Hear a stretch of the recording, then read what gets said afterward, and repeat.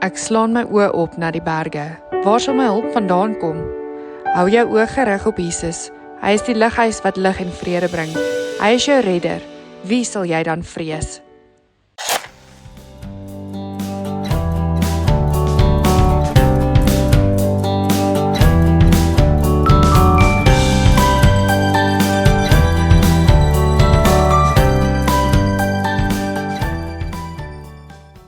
Dit sluit so aan by my boodskap vanoggend. En my tema van vanoggend is, en ek het net gevoel ek moet 'n Engelse tema kies, want ek hoor Pastor JP het laasweek so goed gedoen met sy Fighting Faith. Amen. Enigiemand 'n hande klap vir Pastor JP? Yes, ja, hy het goed gedoen laasweek. En toe dog ek nie, okay, ek sal 'n Engelse tema kies en my tema is Unfair Favor in 'n Unfair World. In 'n Unfair World. Dis nou al 'n gedagte wat 'n paar weke by my is in my gesprekke met Jesus. My lekkerste tyd saam met Jesus is vroeg in die oggend. Vanoggend 1:00. Stil buite. Behalwe die een ou wat nog iewers party doek. Maar die res van hulle, hom het ek ook gesien en nie lank daarna nie, toe sy musiek ook stil. Maar die lekkerste tyd is daai tyd. En in daai gesprekke dan kry ek my so dikwels met Jesus praat oor hoe onregverdig hierdie wêreld is. Is dit net ek? Here, hierdie wêreld is so onregverdig. Met die persoon wat goed doen, ontvang nie altyd iets goed terug nie. Die persoon wat hard werk is soveel keer die persoon wat afgedank word of afgelê word by die werk. Nee, die getroue lewensmaat wat in daai verhouding ingegaan het, is so dikwels teleurgestel omdat die ander persoon nie met dieselfde hart ingegaan het nie. Die kleinkind, die babatjie, die kleinkinders wat so te nagekom word, seer gemaak word. En dan kyk ek daarna en dan sê ek soos, Here, hierdie wêreld is so onregverdig. Dikwels as ek lokaal by die skool gaan aflaai en veral in die somer as dit so 'n bietjie reën in die oggende, dan ry ons na sy skool toe, dan kry jy die ouers wat loop met hulle klein graad 1 of graad 2 kindertjies skool toe. Dan loop hulle, dan sit nog blokke skool toe en dan party oggende dan reën dit. En dan ry ek daar verby en baie keer dan stop ons en ons tel op wie ons kan optel, maar jy kan nie almal help nie. En dan ry ek en dan sê ek niks en dan in my hart, dan praat ek met die Here en sê ek, Here, hoe onregverdig is hierdie wêreld? Dit is so onregverdig. Dit is so onregverdig. En terwyl ek so tyd met Jesus spandeer een oggend vroeg, in ons naweek wat ek en my vrou bietjie weg was, en by the way, baie dankie vir dat ons bietjie kon rondloop. Maar terwyl ek daar een oggend so tyd met Jesus spandeer en hierdie gedagtes verby hom hardloop, praat hy met my oor die unfair favor wat ons ervaar. En die Here praat met my oor hoe belangrik is dit dat ons hierdie unfair, hierdie onregverdige guns beleef. Nou wie van julle kan vanoggend getuig, en jy hoef nie vorentoe te kom nie, maar wie van julle kan vanoggend getuig, dat iewers in jou lewe, al gaan jy nou deur 'n storm, al gaan jy nou deur die moeilikste ding in jou lewe dalk in 'n spesifieke area, maar daar is 'n area in jou lewe waar jy weet, jy het sukses net omdat dit God se guns is. Come on. Net omdat dit God se guns is, nie omdat jy so smart is nie, né? Jy kan dalk in 'n storm nou wees en die storm trek soveel van jou aandag, maar as jy net vir 'n oomblik stil sit en eerlik is, dan is daar 'n ander area in jou lewe waar jy dit nie verdien nie. Daar's 'n ander area in jou lewe waar jy nie daai guns verdien nie, en daai is unfair faith. En die Heilige Gees begin met my praat oor hoe ons in hierdie unfair world as kinders van die Here dit gaan maak. Ons maak dit omdat ons onregverdige guns van God af ontvang. Come on. Guns wat ons nie voorgewerk het nie, guns wat ons nie verdien nie. Dis onregverdig. Weet jy hoekom is dit onregverdig? Want dit gee ons 'n onregverdige voorsprong voor die wêreld. Kom nou. Daai guns wat ons nie voorgewerk het nie. Ek dink aan iemand so Salomo.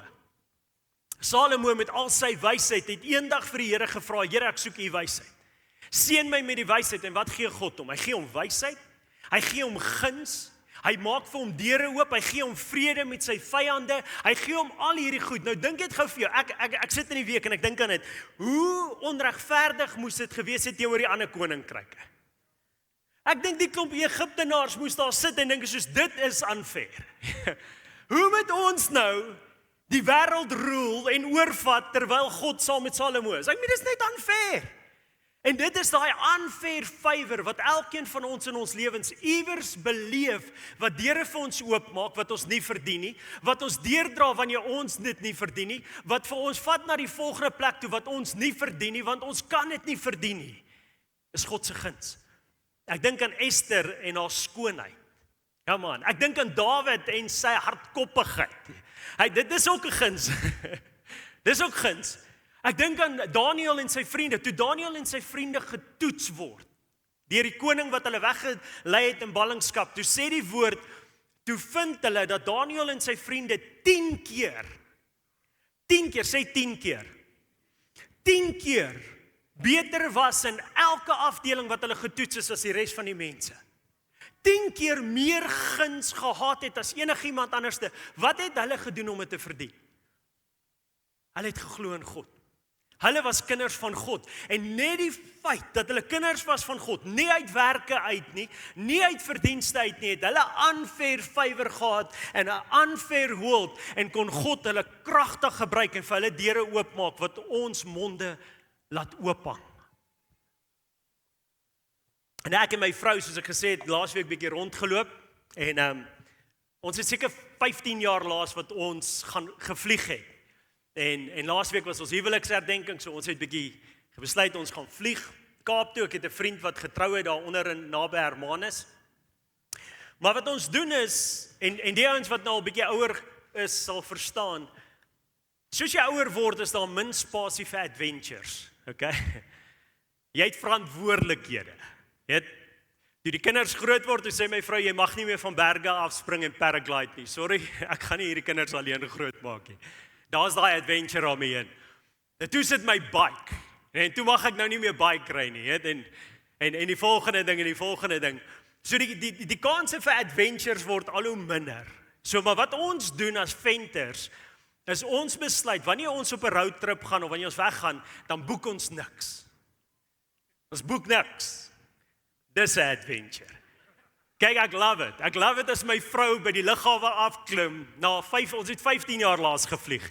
En sy klim daar af en is soos, en nou? Kom venter, jy is so slim. Wat nou? En so vlieg ons net ons vliegkaartjies geboek en ons vlieg af Kaap toe, ons kom daar, ons klim uit en ek sê vir haar, die eerste ding wat ons nou doen, nou moet ons 'n kar kry. En ons loop na die plek toe waar hulle die karre uithuur. En daar's seker 10 verskillende maatskappye daar. Nou staan sy daar agter en kyk vir my. En daar's seker 10 verskillende maatskappye daar. En ek loop na die eerste plek toe en ek sê my vrou, nee, ons organise dit gou, ons kry 'n voertuig en staan in die ry en die ry is verskriklik lank. En ek kom voor en ek sê vir die meneer, hoor jy asseblief, ek is op soek na 'n voertuig, en die ou kyk my so en hy sê, het jy geboek? Ek sê, nee, ek het nie. Hy sê, meneer, hierdie rye is almal wat geboek het.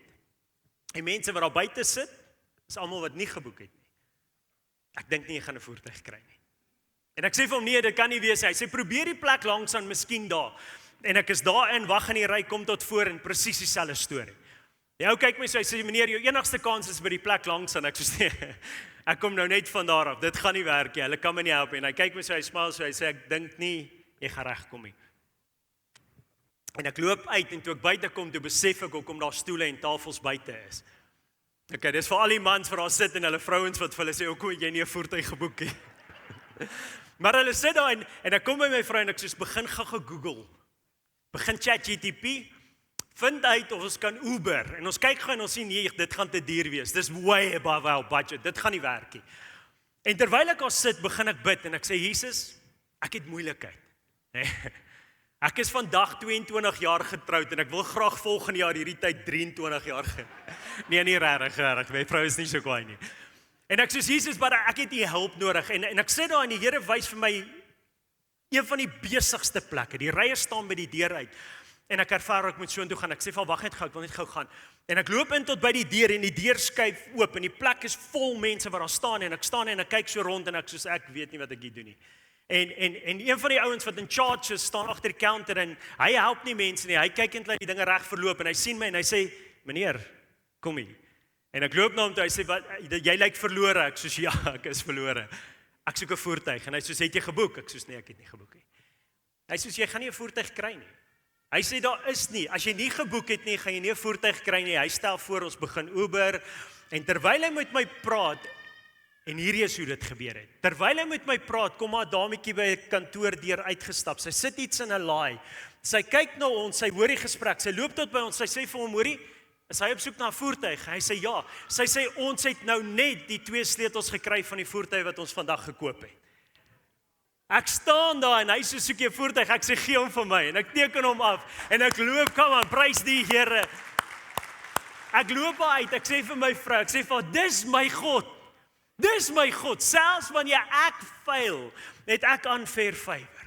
Jy weet, daar sit 'n klomp mense daar buite. Wat maak my so spesiaal? Ek is 'n kind van God, dis al wat dit kan wees. Somehow het hy dit in sy goedheid van sy hart, dis nie uit my verdienste uit nie, het hy gekies, hy gaan my unfair favor gee, bo enigiemand anders wat in daai rye staan. Ek hoop nie een van julle het daar gesit nie. Sorry. Daar was 2 voertuie, ek glo jy het die ander een gekry. Maar dit is wat die guns van God doen. Onverdiend. So, klim ons in die voertuig en ons gaan ry en ons gaan Hermanus toe en ons soek verblyf, kry nie verblyf nie. Dis mos 'n adventure. Alles is vol. Stop by gastehuis na gastehuis, alles is vol. En eventually 7:00 die aand sê ek vir my vrou weer, kom ons gaan eet net iets. Ons chill bietjie en ons gaan eet iets. En ons gaan sit en ons eet en terwyl ek as staan begin ek bid en ek vra vir die Here, Here, ek het weer hulp nodig. Ek het hulp nodig, anders gaan ons in daai klein karretjie al buite stop. En terwyl ek met Jesus praat, remind hy my van een van die plekke waar ons gestop het, die heel eerste plek waar ons gestop het, awesome, beautiful, op die kraanse in Hermanus. Nou ek weet nie wie van julle weet hoe lyk Hermanus nie, maar is so mooi, maar is so duur. Is baie duur. En die Heilige Gees remind my en ek sê vir my vrou gaan hierdie plek bel. En ek bel en ek vra hulle en hulle sê ons het slegs een plek oop. Dis op die 4de verdieping, heel bo, dis ons executive honeymoon suite. En ek sê, daai is ons plek. En ek sê, wat is die prys? En hulle gee my die prys en ek sê, nee, dis nie ons plek nie. En die ou sê, nee, alles in Engels, hy sê, nee, maar daar's 'n inry discount, dit is al 7:30 in die aand, jy kan inkom en ek seker, en ek sê vir my vrou, die discount wat hy sê, dis bo ons budget, ons gaan dit nie maak nie. Maar ek voel in my gees, ons moet so toe gaan. En so ry ons soontoe en ons kom daar en ons trek in en ons kom voor en ons praat met die ou. Nou probeer ek in my gebroke Engels met hom praat en hy moet my praat. En op 'n stadium kyk hy my so en hy sê, meneer, jy's local, jy's Afrikaans, nê? Nee. En ek sê, ja, ek's Afrikaans.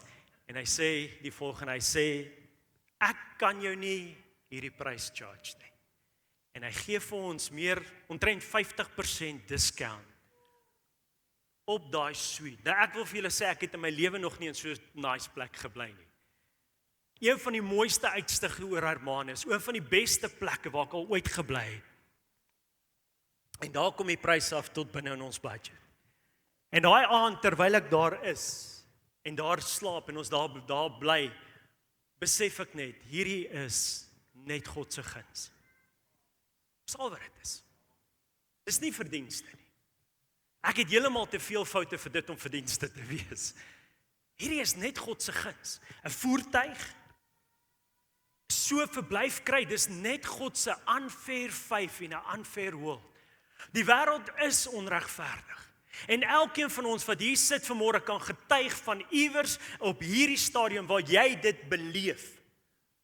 Iewers, of dit nou is in jou gesondheid, is in jou verhoudings, is in jou finansies, waar ook al, iewers vanoggend beleef jy die ongeregverdige wêreldse manier wat dit met ons werk. Iewers beleef jy dit. Maar as ek en jy stil sit, net vir 'n oomblik, gaan ons ook besef dat daar is guns in jou lewe, daar is guns in jou lewe, daar is guns in my lewe, wat deure oopmaak, wat ons ook nie verdien nie. En dis hoe ons dit deur hierdie wêreld maak. Dis hoe ons môre sien, dis hoe ons opstaan. Amen. Nou ek het so 'n bietjie gaan lees hierdie week en ek kom op 'n Psalm af van Asaf. Nou Asaf is een van Dawid se worship leiers gewees en ek wil hê julle moet saam met my soontoe gaan. Gaan op Psalm 73 toe.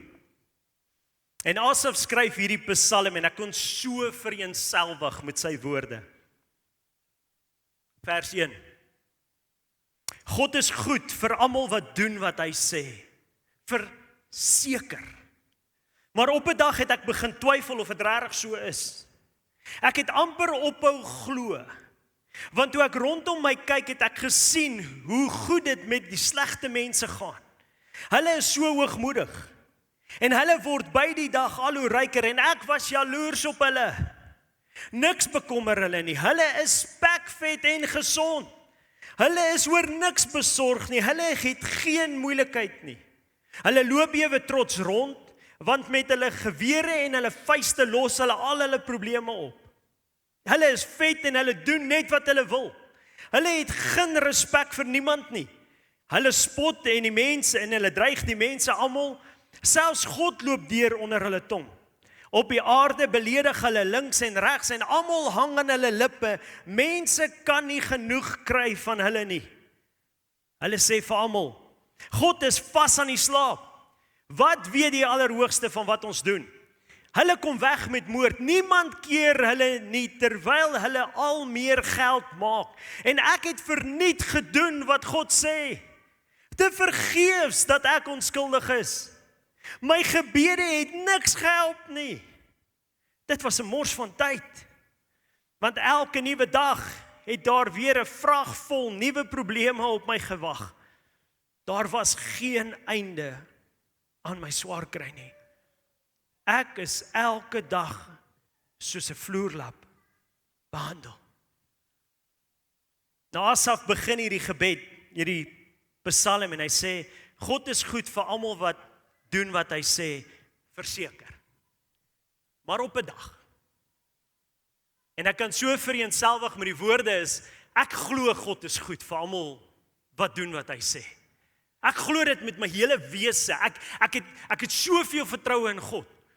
Maar daar is dae wat ek na hierdie wêreld kyk en ek kyk na die onregverdigheid van die wêreld.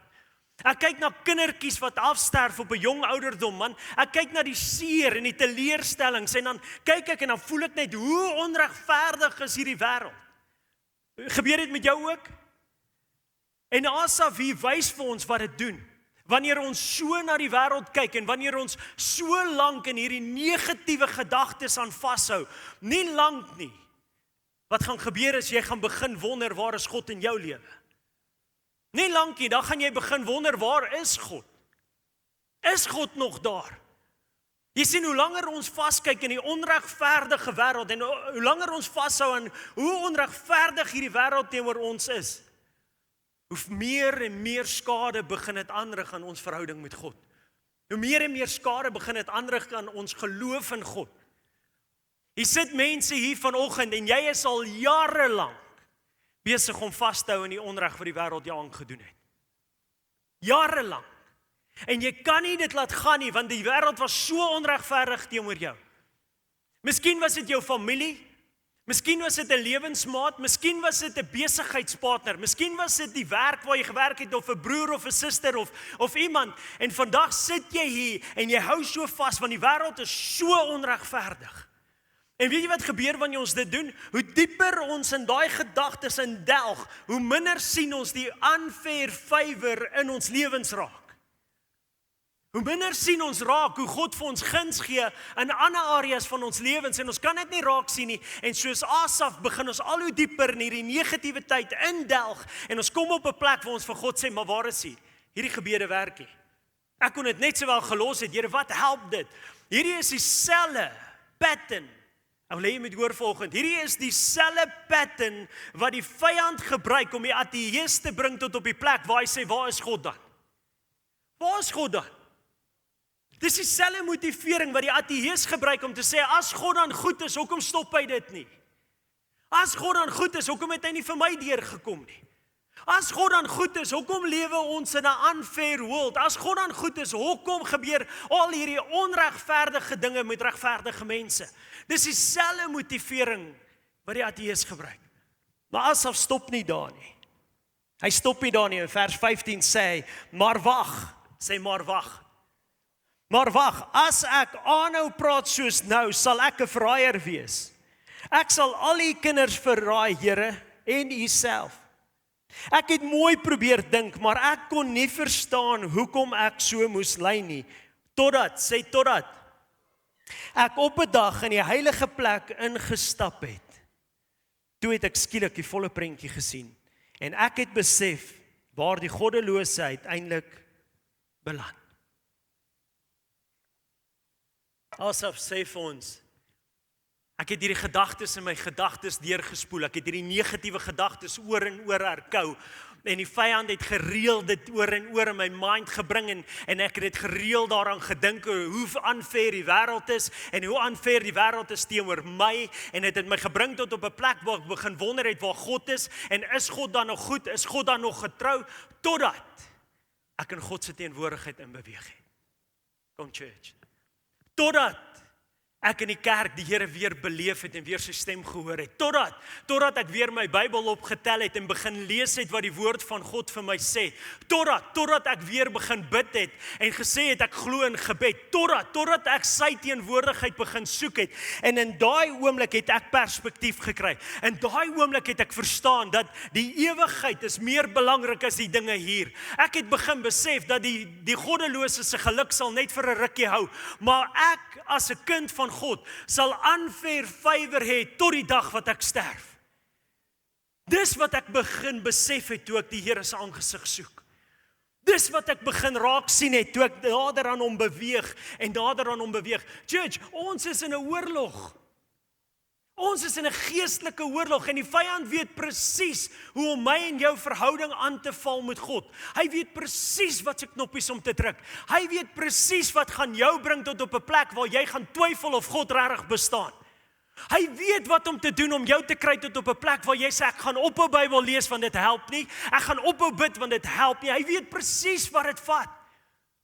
En hy fight hierdie battle oor en oor want hy succeed so dikwels om ons te bring tot op 'n plek waar ons ophou glo. En daarom sê Paulus in 2 Korintiërs 10, en julle kan saam met my daartoe blaai, 2 Korintiërs 10, vanaf vers 3, sê Paulus vir ons die volgende. Hy sê, want, hoewel ons in die vlees wandel, alhoewel ons in hierdie onregverdige wêreld leef, voer ons nie stryd volgens die vlees nie. Want die wapens van ons stryd is nie vleeslik nie, maar kragtig deur God om vestings neer te werp, terwyl ons die planne verbreek. Weet jy dat die vyand het 'n plan teen jou? Weet jy dat die vyand het 'n plan teen jou? Hy ken jou presies. Hy weet presies waar jou knoppies is. Hy weet presies wat jou gaan maak tilt na ongeloof toe. Hy weet presies, hy gaan nie daai area in jou lewe aanval waaroor jy niks worry nie. Hy gaan daai area in jou lewe aanval en hy gaan jou soveel onreg daar probeer bewys totdat jy op 'n plek kom om weg te draai van God af. Dit is sy plan.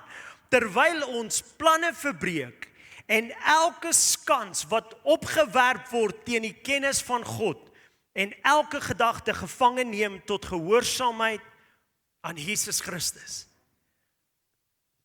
Ons geveg is nie teen vlees en bloed nie. Ons geveg is teen 'n geestelike mag, 'n geestelike owerheid, iets wat in hierdie wêreld beweeg, wat hierdie wêreld so onregverdig maak, wat ek en jy dit elke dag beleef. Daar's 'n geestelike mag en daar's 'n plan agter dit. Hoeveel keer, met jou hand opsteek nie, maar hoeveel keer in 'n week kom die gedagte by jou op dat hierdie wêreld is onregverdig? Hoeveel keer kom die gedagte op dat hierdie wêreld is onregverdig teenoor my? Dis 'n plan. En die Heilige Gees het my hiernatoe gestuur vanmôre om dit aan jou te openbaar. Dis nie net jou gedagtes nie, dis die vyand wat jou aanval. Dis die vyand wat jou geloof aanval om te glo dat hierdie wêreld onregverdig is. Dit beteken God is onregverdig. Dit beteken dit wat ons doen is verniet. Maar ons geveg is in die Gees. Ons geveg is nie in die vlees nie. Nou, hier is die meeste unfair favor wat ek en jy het, is die Gees van God in ons. Kom kyk, die woord sê dat dieselfde Gees wat in Jesus Christus was, leef nou binne in jou. As jy jou hart vir Jesus Christus gee, as jy Christus aanneem as jou redder en saligmaker, dan ontvang jy sy Gees.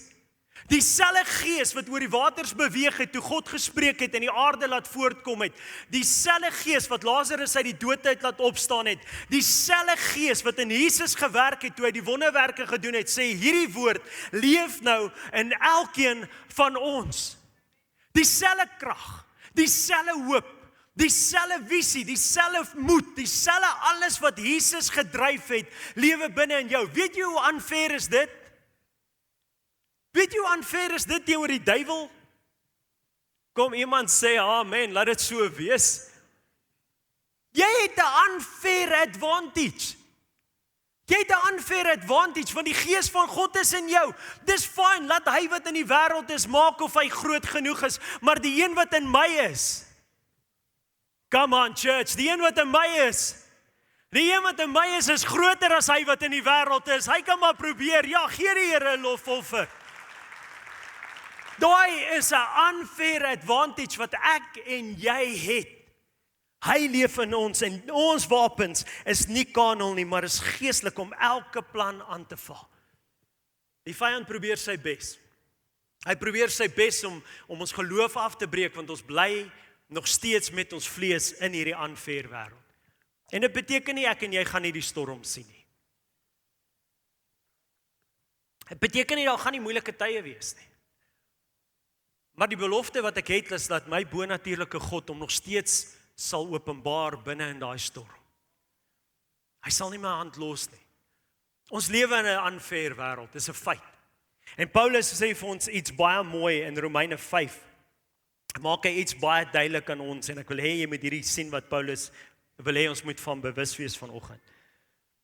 Romeine 5 vers 12 sê Paulus die volgende: Daarom, soos deur een mens die sonde in die wêreld ingekom het, en deur die sonde die dood, en so die dood tot alle mense deurgedring het, omdat almal gesondig het. Paulus maak een ding duidelik vir ons. Hy sê, wow bietjie, wow. Ja, hierdie wêreld is unfair. Yes, die wêreld is baie unfair.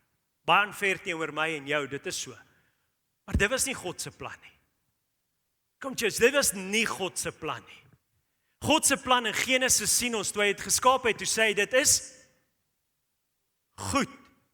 Toe God die aarde geskaap het, toe sy plan goed. Jeremia 29 vers 11 bevestig dit vir ons. Hy sê die God se plan vir ons is 'n hoopvolle toekoms en is nie teëspoed nie.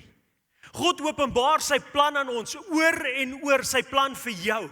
Hy sê dat my plan vir jou is goedheid en guns, is regverdigheid. Sy plan vir jou is dat jy sal deurkom. Sy plan vir jou is dat dit sal uitwerk. Sy plan vir my en jou is goedheid en guns. Maar ons lewe in 'n gebroke wêreld omdat almal gesondig het. Almal, ja, dit het begin met Adam, maar dit gaan aan deur my.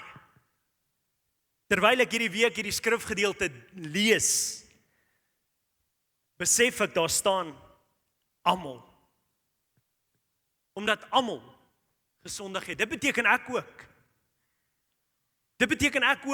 En church, ek weet nie van jou nie, maar yes, daar is 'n paar sondes wat ek in my lewe kan aftik, wat ek oorwin het, en ek dank die Heilige Gees vir dit. Maar wanneer dit kom by die vrug van die Gees, en dit kom by lankmoedigheid, en dit kom by vriendelikheid, dit kom by sagmoedigheid, kom nou, wanneer dit kom by geduld, kom nou, wanneer dit kom by die vrug van die Gees, hoeveel van ons het oorwinning in daai areas van ons lewens? En ek besef hierdie week, terwyl ek met Jesus tyd spandeer, besef ek, wow, ek is so skuldig. Dis my skuld, dat die volgende ou onreg in hierdie wêreld beleef. Dis my skuld. Weet jy hoe werk hierdie sonde, en ek praat van hierdie vrug van die Gees wat ons nie leef nie, weet jy hoe werk dit? Het jy al by 'n stil dam gesit?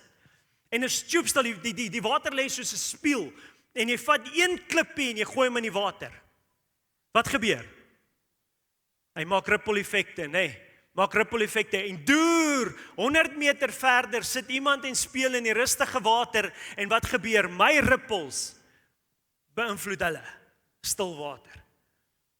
Wanneer ek en jy nie luister na die Heilige Gees nie, wanneer ek en jy nie gehoorsaam is aan die Heilige Gees nie, wanneer ons nie die geduld wys wat ons veronderstel is om te wys, die liefde wat ons veronderstel is om te wys, die sagmoedigheid, die vriendelikheid wat ons veronderstel is om uit te leef nie, wat doen dit? Dit veroorsaak 'n ripple effek. En ek wil jou challenge so 'n bietjie vanoggend. Kom nou, as daar 'n woord uitgaan op 'n Sondag en 'n challenge jou nêrens nie, dan mors ons tyd. Dan mors ons tyd. Die woorde wat ek spreek vanoggend challenge my. Maar ek wil jou challenge, hierdie week wat verby is, hoeveel klippies het jy in daai water gegooi? Hoeveel keer het ek en jy ongeduld opgetree en gedink, maar dis mos nie so 'n huge deal nie. Hoe weet jy of die persoon waarvoor jy ingesny het in die ry, hoe weet jy of daai persoon so kwaad geword het op daai oomblik dat hy sy vrou of sy man begin verskree het? Hoe weet jy of daai ripple effek so ver uitgekring het, want hierdie persoon is onder soveel geweldige druk? Hoe weet jy dat die kassier by wie jy stil gestaan het hierdie week en so ongeduldig was want die stelsel werk nie, kom nou church. Want die stelsel werk nie en op haar afgegaan het, of die waiter want die kos was nie reg nie. Hoe weet jy dat daai persoon sit dalk by die huis met 'n aaklige omstandighede, het nie 'n warm plek om te bly nie, het nie 'n plek nie, sy lewe val uitmekaar uit, en dit wat jy hierdie week, jou ongeduld, jou lack of vriendelikheid, dit wat jy van hierdie week gesaai het, daai klippies wat jy gegooi het, hoe weet jy dit het nie daai persoon tot op 'n plek, of hulle kinders tot op 'n plek gebring waar hulle sê, so onregverdig. So onregverdig, ek het hier by die huis gesit, ek het niks verkeerd gedoen nie, en my ma of my pa daag hier op, en verskree ons. So onregverdig. Die wêreld waarin ons leef is so onregverdig. En ek het niks daarmee uit te waai nie. Nee, ek besef dat, as ek nie luister na die Heilige Gees nie, dan het ek so baie daarmee te doen. Dan is ek deel van die rede hoekom hierdie wêreld so onregverdig is. As ek nie my jaloesie in plek hou nie, wat is die ripple effekte van dit? Omdat ek jaloers is, dan sê ek sommer 'n klomp goed wat uit my mond uitkom, want ek probeer daai persoon afbreek en om te voel wat ek voel. En daai ripple effek, hoe ver gaan dit? Hoe ver gaan dit? Hoeveel mense sit hier vanoggend en jy is 'n victim. Jy het seer vanoggend, want die wêreld is onregverdig. Jy het seer gekry, jy het in hierdie week die pyn ervaar van iemand anders se ongeduld, iemand anders se mislikheid, iemand anders se jaloesie, iemand anders se lack of obedience towards the Holy Spirit. En jy het seer vanoggend. En jy kan sê, pastor, ek weet waarvan jy praat vanoggend. It's an unfair world. Maar as jy wat vanoggend daar sit en jy's 'n victim, jy weet waarvan ek praat. As jy vanoggend eerlik is, wat se impak het jy in hierdie wêreld gehad? Het jou doen en late dalk nie ook dit vir iemand anders te unfair gemaak nie? En my vraag hierdie week vir die Heilige Gees is, but can we change it? Kan ons dit verander? Sit gou vir my Romeine op. Romeine 8. Romeine 8, want ek dink die Heilige Gees wil vir ons as kerk iets sê vanmôre. Hy wil saam met ons journey hierdie jaar, hy wil saam met ons gaan. En hy wil ons na ons werksplekke toe vat, en hy wil ons na ons huise toe vat, en na ons familie toe vat, en na ons vriende toe vat, en hy wil saam met ons journey. En ek dink die Heilige Gees wil vanmôre net iets vir jou sê wat jy sit in hierdie boodskap hoor.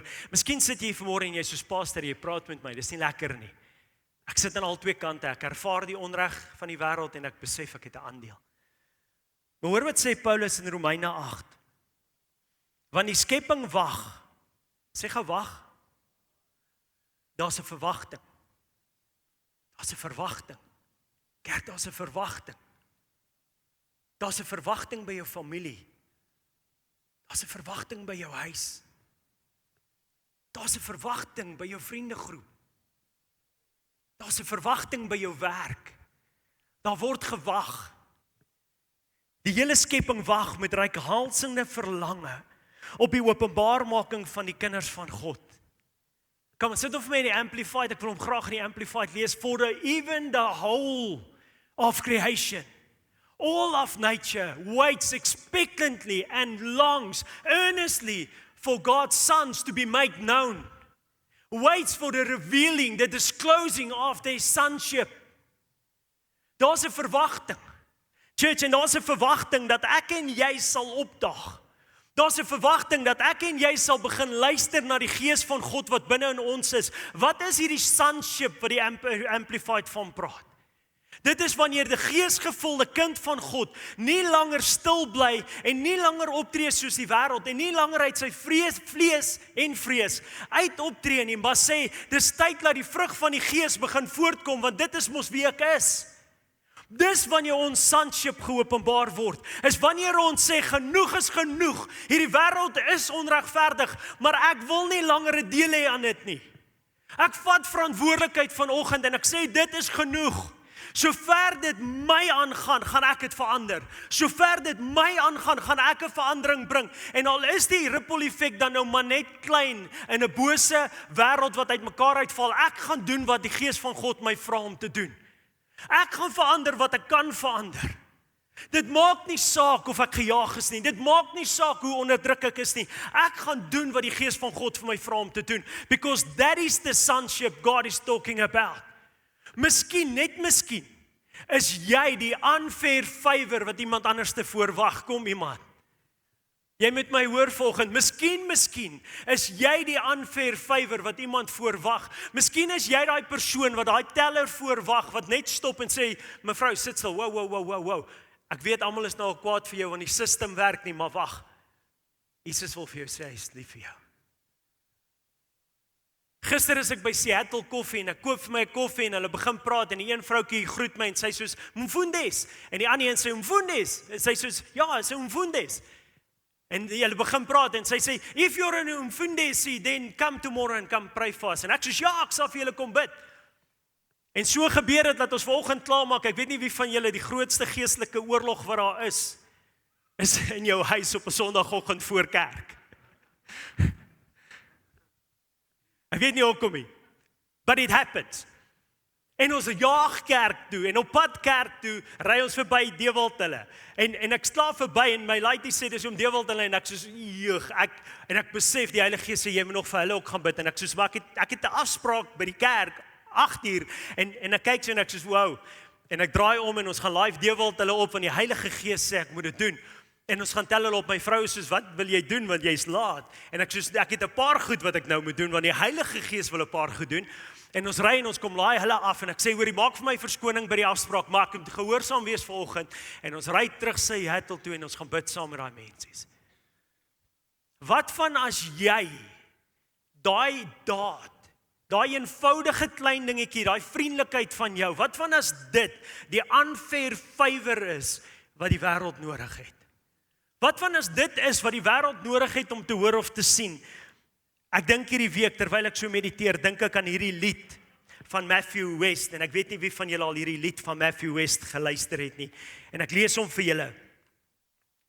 Ek wil graag hê hoor dit, ek het dit nie vir hulle gegee om agterop te sit nie, maar Matthew West, 'n paar jaar terug sing hy hierdie lied, en as jy kan, gaan vind hierdie lied. Hy sê die volgende, hy sê, I woke up this morning, I saw a world full of trouble now. I thought, how did we ever get so far down? How's it ever going to turn around? So I turned my eyes to heaven and I thought, God, why don't you do something? Well, I just couldn't bear the thought of people living in poverty, children sold into slavery. The thought disgusted me. So I shook my fists at heaven and said, God, why don't you do something? Then he said, I did.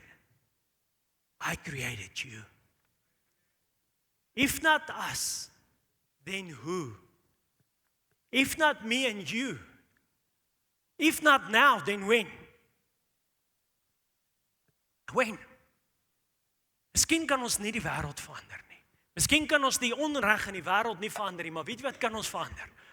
Ons kan 'n bietjie unfair favor wat God ons gee, terugbring in hierdie wêreld in. 9 jaar terug, kom ek en my vrou en ons kom besoek hierdie gemeente. En ek kom sit, ek het geweet daai stoel gaan oop wees. En ons kom sit hier, 9 jaar terug, en ons worship, en ons luister na die woord, en Jesus praat met my. En ons staan op en ons loop uit en my vrou vra vir my, hoekom is jy so stil? En ek sê, want die Here het met my gepraat vanoggend. En sy sê vir my, wat het Jesus gesê? Ek sê, hy het gesê, hy gaan my eendag die leier maak van hierdie gemeente. Vra my vrou.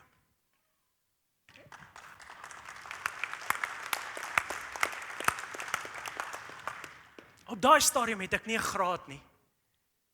Niks geswat in my lewe nie, behalwe matriek. Verskriklik moeilik gewees. Ek het geen graad nie. In hierdie gemeente is die baie great, verskriklike great leiers. En ek verwys nie net na Dok nie, ek verwys na ander predikers ook. Daar's niks in my mind wat op daai oomblik vir my sê, dit maak sin nie.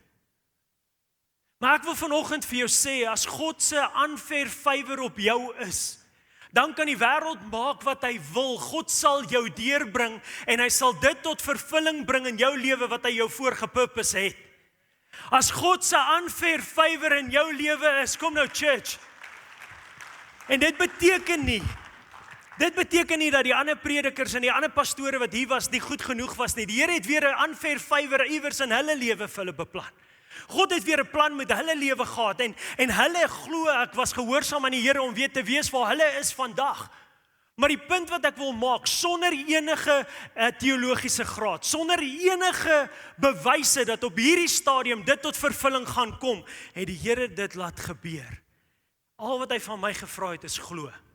Al wat hy van my gevra het is, moenie laat hierdie leuen jou insluk, dat jy is 'n unfair wêreld bly en dinge sal nie uitwerk nie. Moenie toelaat dat die vyand dit doen nie. Die grootste onreg wat hierdie wêreld enige persoon aangedoen het, vind ons by die kruis. Grootste onreg wat hierdie wêreld enigiemand aangedoen het, vind ons hier. Weet jy wat is onregverdig? Die feit dat Jesus die pyn moes verdra het, sodat jy die oorwinning kan hê. Weet jy wat is onregverdig? Die feit dat Jesus die seer moes verdra het van die houe op sy liggaam, sodat jy die genesing kan ontvang. Weet jy wat is onregverdig? Die feit dat hy moes gesuffer het, sy lewe gegee het, sodat ek en jy die oorwinning, verlossing kan hê. Wie van julle verdien dit? Kom, wie kan volgende opstaan en sê, nee, maar ek verdien dit. That is unfair favor. Wat elkeen van ons beleef. Unfair favor. Ons verdien dit nie. En al wat Jesus vir my en jou vra vanoggend is, gaan uit. Go out. Go out and pay it back. Go out and be that person. Wees dit daai persoon wat iemand se lewe verander, wat vir iemand wys dat ons lewe in 'n unfair wêreld, maar daar's nog steeds kinders van God wat met unfair favor besig is om dit te pursue wat God hulle geroep het om te pursue. Ek verklaar vanmôre oor jou.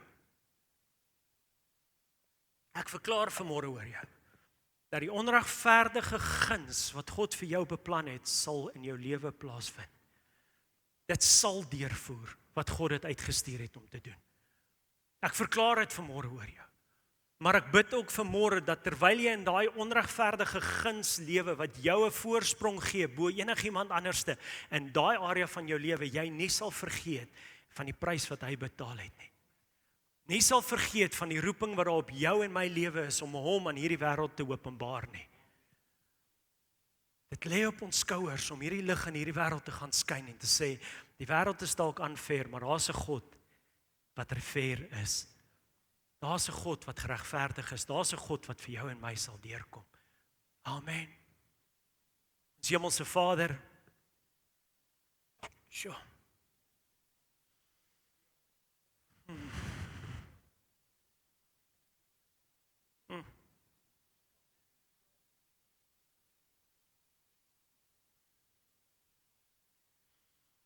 Lord, is unfair. Dis unfair. Ek besef dit net vanoggend meer en meer. Jesus, kan ek begin deur te vra dat U my sal vergewe? Kan ek begin deur te vra dat U my sal vergewe vir Al die kere wat ek na U toe draai en my face na die hemel skud en sê, Here, hoekom doen U niets nie? Elke keer wat ek kla, omdat daar soveel onreg in my lewe is wat met my gebeur. En ek nie die guns wat ek ook nie verdien nie, raak sien nie. Here Jesus, ek wil U om verskoning vra vanoggend. Ek wil U om verskoning vra dat ek so inwardly kyk en val vir die planne van die vyand om my verhouding met U skade te maak. Dat ek toelaat dat hy my so verblind dat ek nie die guns in my lewe kan raak sien wat U beplan het en wat U gepurpose het vir my vir 'n tyd soos hierdie nie. Here Jesus, dis my gebed vir elkeen wat hier sit vanmôre. Kom nou, ek is nie net besig om vir myself te bid nie, ek hoop jy sal besig om vir jouself ook te bid. Ek hoop teen hierdie tyd die Heilige Gees sal by jou stil gestaan en jou bewus gemaak van hoe gelukkig jy is om God se goedheid en guns in 'n ander area van jou lewe te beleef. Miskien is jy siek, maar jy het 'n vrou wat by jou staan soos ander vrouens nie by hulle man staan nie. Of miskien gaan jy deur 'n bitter moeilike tyd in jou lewe emosioneel, maar jy het 'n man wat daar by jou is en hy so emosioneel verstaan wat jy deurgaan en hy back jou of miskien is dit in finansies en die storm is in gesondheid of miskien is die storm in gesondheid maar die deurbrake en die unfair favor is in finansies. En my gebed vanmôre is Here Jesus dat U ons aandag sal draai na dit toe waar U ons guns gee. My gebed vanmôre is dat U ons aandag soontoe sal draai dat ons sal besef die guns van God is veronderstel om ons te lei. Die guns van God is wat deure vir ons oopmaak en ons is veronderstel om dit te volg. Dat die guns van God is wat vir ons help en die guns van God is wat vir ons deurbring en die deure oopmaak en wat ons seën sonder dat ons dit verdien. Die guns van God, onverdiende guns is wat ons ontvang. En dat ons soos Asaf na U toe sal draai en by U gaan stil sit vanmôre en sê, Here, wanneer ek by U stil sit, dan ontvang ek perspektief. Kom maar, daar waar jy sit met jou oë toe volgend, is daar enige iemand wat bietjie perspektief gekry het volgend? Iemand wat vanoggend sê, ek sien. Ek het bietjie perspektief vanoggend gekry. Yes, ek is in 'n storm in my lewe, maar my God het my nie gelos nie. Yes, ek gaan deur 'n storm in my lewe en die wêreld is onregverdig, maar my God is nog steeds regverdig. My God is nog steeds getrou. My God is nog steeds met my, want daar's ander deure wat in my lewe oopgaan wat ek nie verdien nie.